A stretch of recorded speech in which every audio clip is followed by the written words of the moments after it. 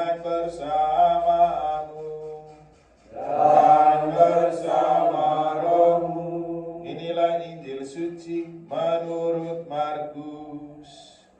Dimuliakanlah Tuhan. Pada suatu hari, Yesus yang bangkit dari antara orang mati menampakkan diri kepada ke-11 murid dan berkata kepada mereka, "Pergilah ke seluruh dunia, beritakanlah Injil kepada segala makhluk. Siapa yang percaya dan dibaptis akan diselamatkan, tetapi siapa yang tidak percaya akan dihukum." Tanda-tanda ini akan menyertai orang-orang yang percaya. Mereka akan mengusir setan-setan demi namaku. Mereka akan berbicara dalam bahasa-bahasa yang baru bagi mereka. Mereka akan memegang ular, dan sekalipun minum racun maut, mereka tidak akan mendapat celaka. Mereka akan meletakkan tangannya atas orang sakit, dan orang itu akan sembuh. Sesudah berbicara demikian kepada mereka, terangkatlah Tuhan Yesus ke surga, lalu duduk di sebelah kanan Allah. Maka pergilah para murid memberitakan Injil ke segala penjuru, dan Tuhan turut bekerja dan meneguhkan firman itu dengan tanda-tanda yang menyertainya.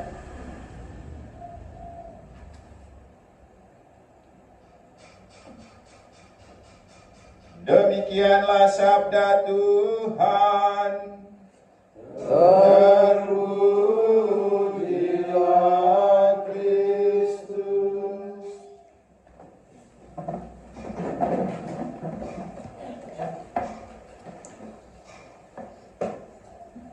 Celakalah aku jika aku tidak mewartakan Injil, dan upah bagi yang mewartakan Injil adalah upah.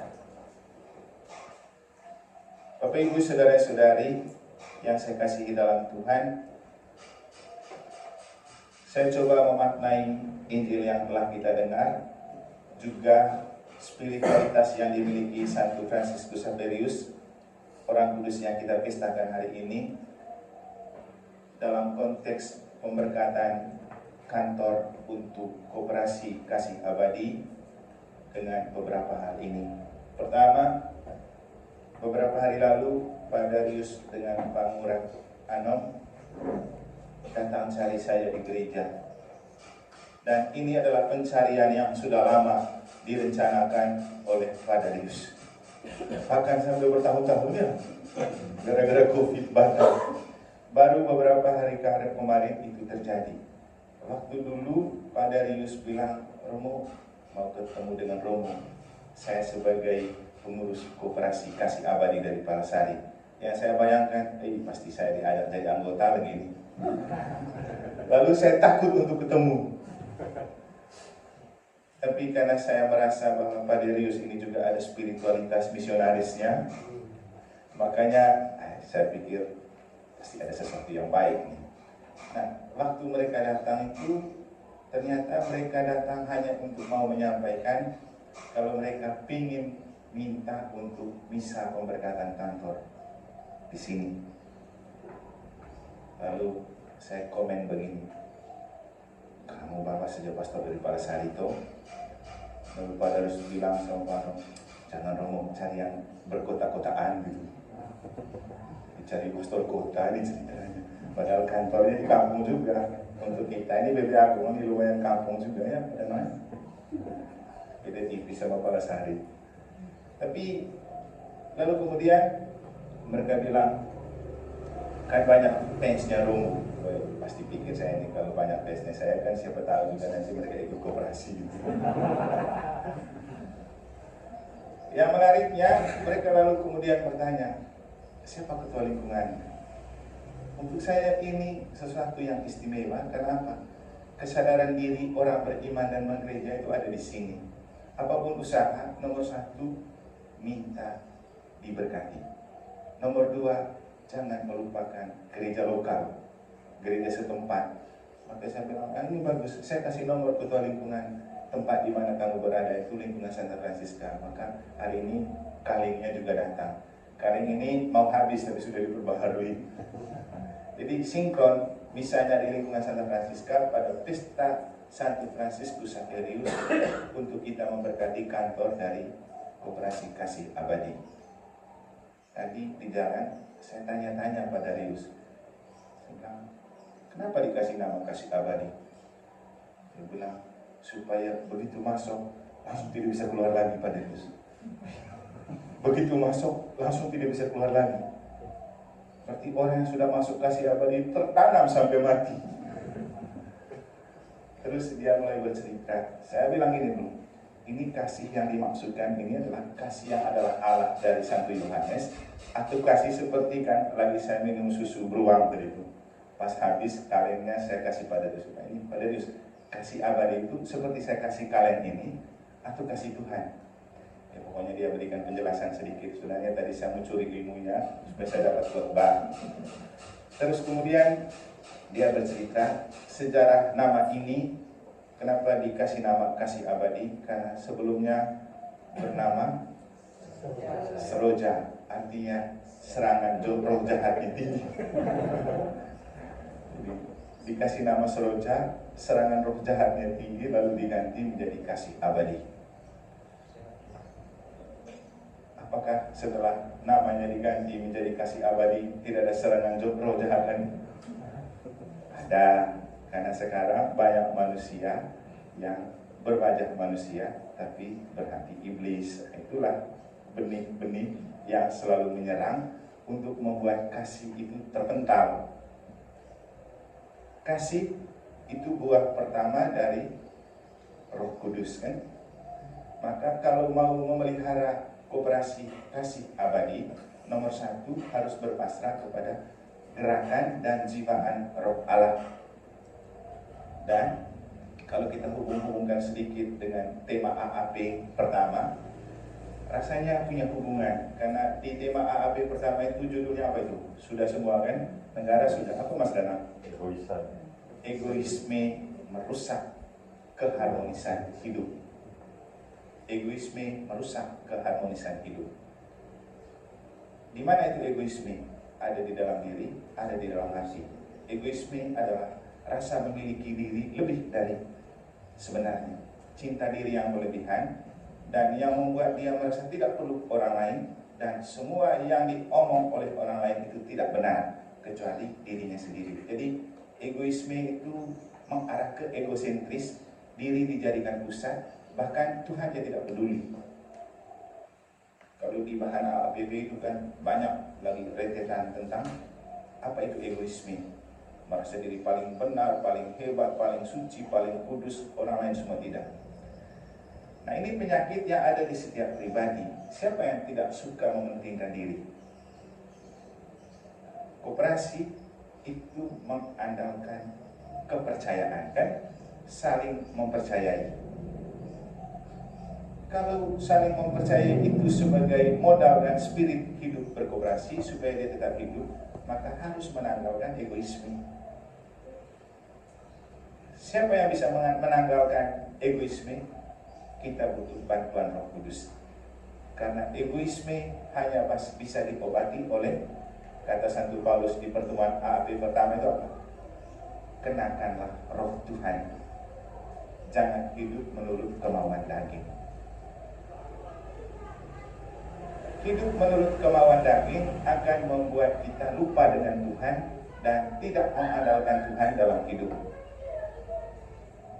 Daging tidak pernah merasa puas dan tidak pernah merasa cukup. Kemauan daging itu seperti ini. Hari ini saya makan babi guling. Begitu besok lihat babi guling lagi, saya ngiler lagi, saya makan lagi.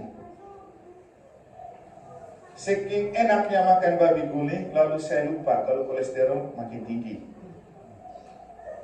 Dagingnya mau.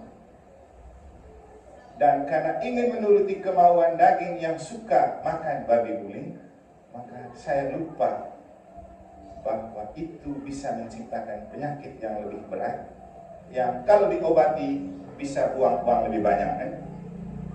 Dan sendiri juga menderita. Bagaimana caranya untuk merem dan meredam nafsu yang tinggi untuk terus makan babi guling?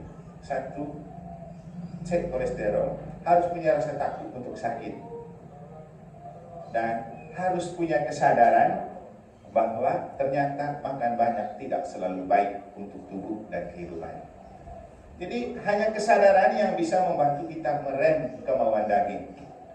Atau contoh yang lain, daging itu tidak pernah merasa cukup dan puas dengan apa yang ada. Ketika hari ini saya beli motor Vario, besok lihat teman beli motor yang lebih bagus dari Vario, saya merasa bahwa saya harus bisa punya seperti dia. Padahal fungsinya sama, bisa memindahkan kita dan kita bisa pakai. Tapi hasrat dan kemauan mendesak untuk kita harus punya seperti yang punya dia. Masalahnya, pendapatan kita tidak berubah. Begitu-begitu saja. Sehingga kadang-kadang demi kemauan daging, orang lupa untuk rem diri. Maka yang perlu membangkitkan kesadaran bahwa motor apa saja boleh-boleh saja, yang penting saya bisa pakai, saya bisa kerja, kan gitu. Jadi hidup dengan mengenakan roh artinya membiarkan seluruh hidup kita dijiwai oleh roh Tuhan. Hati kita, pikiran kita. Saya selalu mengatakan kepada umat di negara,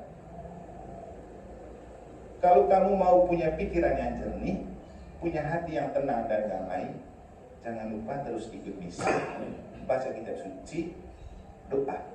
Karena itu adalah fasilitas dan sarana untuk asah hati dan pikiran kita tetap jernih, tetap bugar. Kadang saya guyon, coba kamu lihat, Romo Eman tidak pernah kehabisan bahan untuk berkhotbah. Kenapa? Hati dan pikiran selalu diperbaharui oleh Roh Allah. Biarkan Roh Allah bekerja. Nanti segala keterbatasan manusia di kita dapat dilampaui. Hari ini saya bisa 3 kali nih untuk pesta Santo Fransiskus Xaverius. Tadi pagi sudah di susteran, jadi saya buat khotbah yang beda untuk suster, dan sekarang saya harus buat khotbah dari bacaan yang sama dan dari spirit yang sama untuk orang di Koperasi Kasih Abadi. Nanti sore saya bisa di kampus Politeknik Kelautan dan Perikanan. Saya juga harus menyiapkan khotbah yang beda untuk mereka dari bacaan yang sama. Kalau mengandalkan kemampuan manusiawinya Romo Eman, pasti saya tidak bisa. Hebat sampai di mana? Juga tidak ada waktu untuk baca dulu buku. Tapi kan tidak usah takut, karena ini mewartakan sabda Allah. Kata Yesus, pergilah ke seluruh dunia, wartakanlah Injil. Aku akan menyertai kamu. Itu. Jangan takut. Yang terbaru, mungkin Bapak Ibu sudah tahu, beberapa minggu lalu saya khotbah tentang gempa di Cianjur, di mana ada patung dan salib itu tidak roboh, adalah jawaban untuk penghinaan Daniel Mananta dan Ustaz Somad tentang salib dan patung itu ada roh jin, dan bahasanya Daniel Mananta itu unclean spirit, jadi roh jahat ada di sana.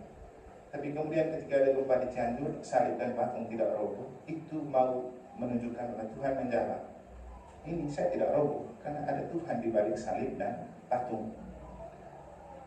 Khotbah itu saya coba upload. Nah, ternyata jadi viral. Sejauh ini khotbah itu di YouTube penontonnya sudah 172.000. Di TikTok sudah 4,4 M. Itu kalau di TikTok 4,4 M itu berapa itu? Tidak pernah disangka bahwa akan viral itu. Tapi yang mau saya katakan bahwa kadang ada yang bilang begini, takut-takutin saya, kamu berani sekali bicara begitu. Nanti kalau orang tuntut, saya bilang, saya tidak berkomentar, tapi saya berkhotbah. Kalau saya berkomentar, mungkin itu adalah komentar-komentar manusia di saya karena pemikiran saya, tapi saya berkhotbah.